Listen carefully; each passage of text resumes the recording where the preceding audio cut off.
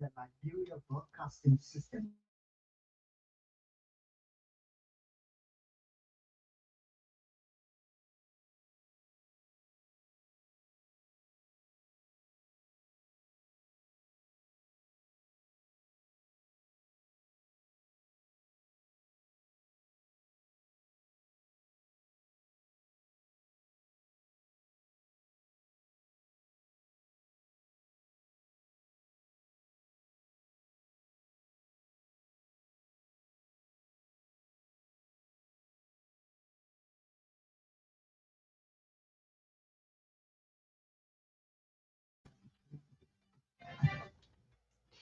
Good evening and welcome to ELBC Newsline. Today is Friday, November 14, 2025, and I'm Grace Tower presenting in the top stories.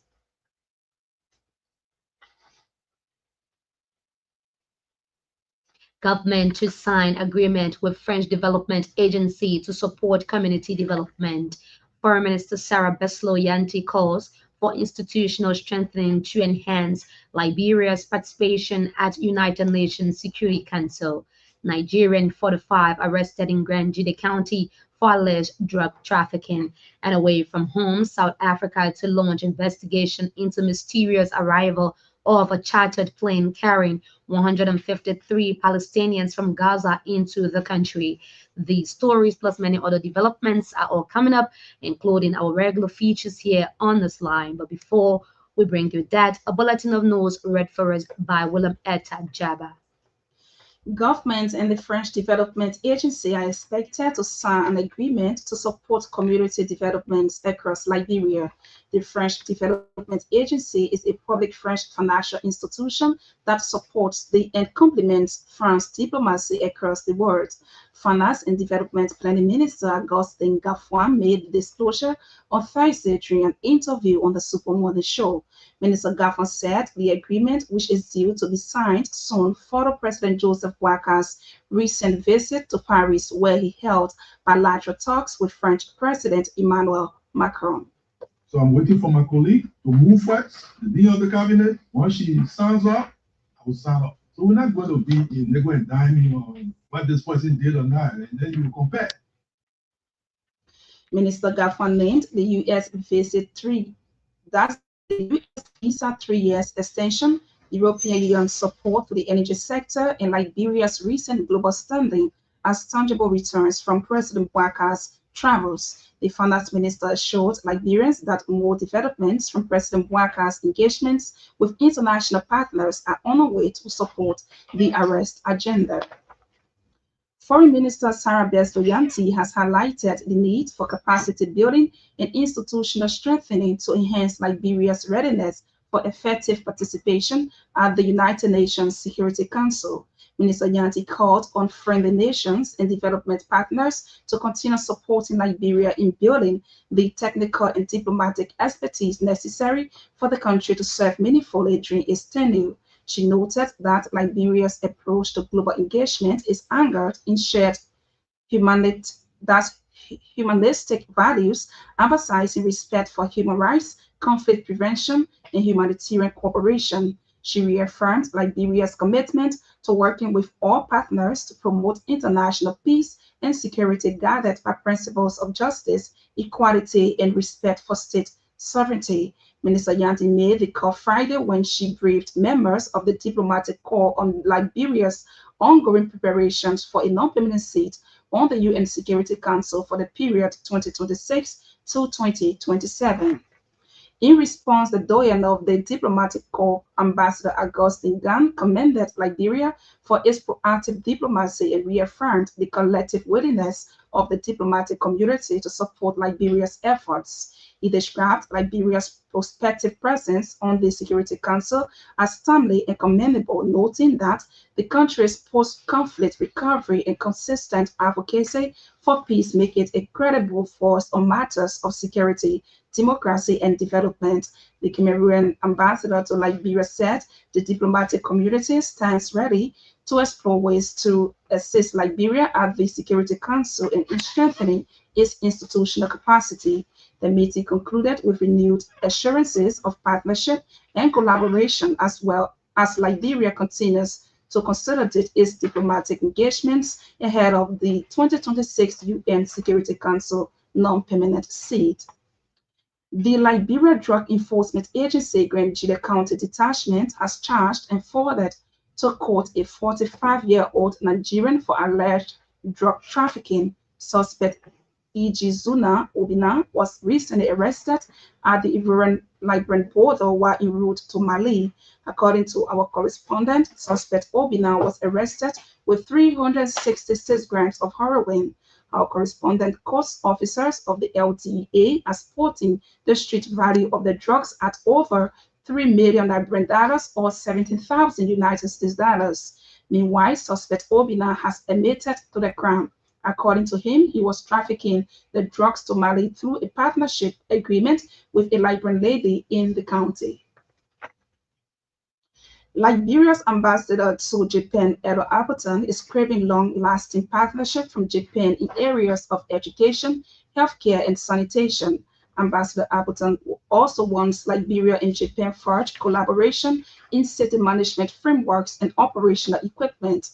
According to a release, the Liberian envoy spoke recently when he paid a courtesy visit to the mayor of Yokohama, Takeharu Yamanaka. The visit was intended to deepen city-to-city relationship between Liberia and Japan in areas of public health, sanitation, and urban management. Meanwhile, Ambassador Appleton has restated the Liberian government's strong determination in fostering accessible infrastructure, responsive governance, resilient communities, education, sanitation, and technology on its arrest agenda. The ECOWAS Community Court of Justice has promised to continue constructive engagements with national courts of member states, including Liberia. The president of the ECOWAS Court, Justice Ricardo Congaves, says such partnership is being characterized by dialogue, information sharing, and mutual assistance, addressing a judicial dialogue with judges, magistrates, and lawyers of the Supreme Court of Liberia on Friday in Monrovia. Justice Congaves described national courts as the first line of defense in protecting human rights and upholding the rule of law. He clarified that the community court intervenes only when a violation involves the international responsibility of a member state under international or community law. According to him, the authority and effectiveness of the court's judgments depend greatly on the support and cooperation of national courts. He called for effective and efficient collaboration between Liberian judiciary and the regional legal body to safeguard human dignity in the sub-region. Meanwhile, Chief Justice Nyamingwese has termed as invaluable the roles of the ECOWAS court in upholding the rule of law, promoting human rights, and enhancing access to justice across the sub-region. Justice Wese made the statement Friday at a judicial dialogue with judges, magistrates, and lawyers of the Supreme Court of Liberia. The dialogue was organized by the ECOWAS Community Court of Justice. The Liberian Chief Justice described the dialogue as crucial to fostering cooperation and strengthening collaborative pursuit and access to justice. He expressed hope the court's engagement with the legal sector of Liberia will trigger further collaboration and enhance the collective capacity to address legal challenges in the sub-region. The Environmental Protection Agency, EPA, has successfully concluded a two-day workshop focusing on compliance and the Climate Information System CIS project. The workshop is aimed at improving data infrastructure, technical capacity, and institutional coordination among national agencies. Climate Information System Project Finance Manager Zachariah Soyan outlined the objectives of the CLS project, noting that it seeks to build a comprehensive national climate information system. Mr. Soyan said the workshop also aims to boost transparency and ensure communities have access to accurate climate information to support decision-making. Speaking at the program, EPA Acting Deputy Director Anthony Cuddy emphasized that compliance is not only a technical process, but also a moral responsibility that reflects government's commitment to transparency and sustainability. Director Cody said the workshop serves as a key moment for learning and collaboration, noting that it will not only improve project implementation but also enhance Liberia's reputation in global climate action. Meanwhile, participants of the two-day training thanked EPA and partners for providing them knowledge gained from the training and promised to continue collaboration to advance Liberia's climate resilience and environmental management efforts. Smugglers, dealers, and users of illicit drugs in Mangini County are threatened as residents have heightened a major campaign to calm down on their activities. The campaign began on Friday with a parade through the principal streets of Kakata. Our correspondent said the campaign, initiated by local authorities and women of the county, is intended to support government's fight against illicit drugs and substance abuse. The campaigners also hailed President Joseph Waka for appointing new officers of the Liberia Drug Enforcement Agency. According to our correspondent, the campaigners are resolute to making sure that those found wanting are arrested and prosecuted under the law. The Press Union of Liberia, PUL, has opened a book of condolence for two fallen Liberian journalists. They are the late Jonathan Brown and Sibo Daniels. According to a PUL release, the two distinguished journalists and editors passed away recently after brief periods of illness. Journalist Brown, until his death on October 30, 2025, worked as editor of the New Dawn newspaper. Mr. Brown had previously worked with several Liberian news publications, including The Patriot, The Liberian Diaspora, and The Independent. Journalist Sibo Daniels, who has been buried, also passed away on October 14, 2025. Prior to his death, journalist Daniels edited the X-Ray Global newspaper, having worked with news publications including Monrovia Daily News, The Daily Time, and The Inquirer.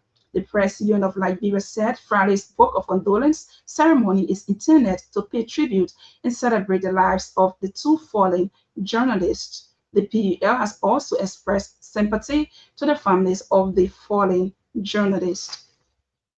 A three-day intensive training to strengthen value-added tax system (VAT) is currently taking place in Monrovia.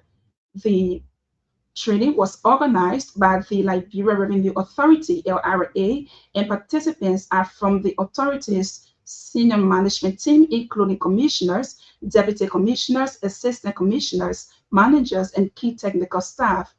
Value-added tax system is a board-based consumption tax levied on the goods and services both imported and locally produced, except those exempted by law. The VAT is expected to be introduced in 2026. According to a release, the VAT operates as a multi-stage tax collected at every level of the production and distribution chain to ensure greater transparency and efficiency in revenue collection. It is also prepared.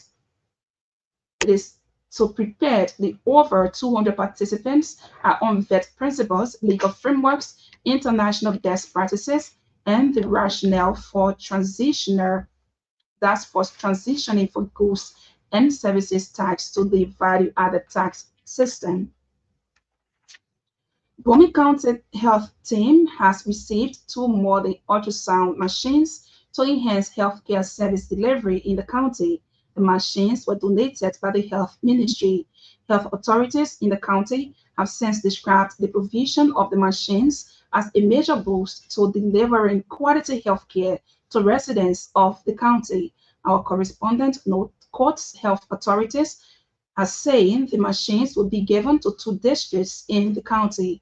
Meanwhile, residents of Bomi County are commending government for the donation of the ultrasound machines. And Agriculture Minister Alexander Nuta is leading a 5-day assessment in Bon County as part of efforts to ensure government's funds are properly used to improve food production in Liberia.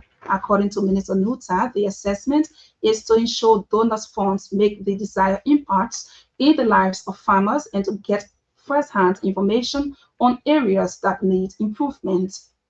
In a release, the Agriculture Minister expressed strong approval in Bon County for the level of work done in maintaining its historical reputation as one of Liberia's breadbasket counties.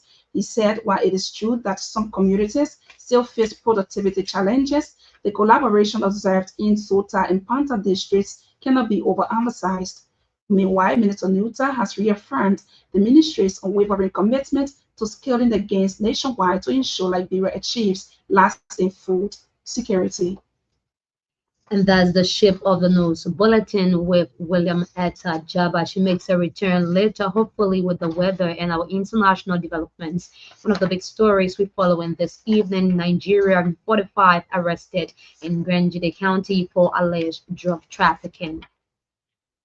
There have been concerns about President Joseph Boakar's travels abroad and the results thereof. Opposition politicians believe the country has not benefited adequately from the Liberian leader's international visits, while supporters of the government differ with such assertion. On the Superman Show Thursday, Vavle Camara asked Finance Minister Augustine Gafuan what has the country benefited from the Liberian leader's travels. President Walker visited the U.S. at the invitation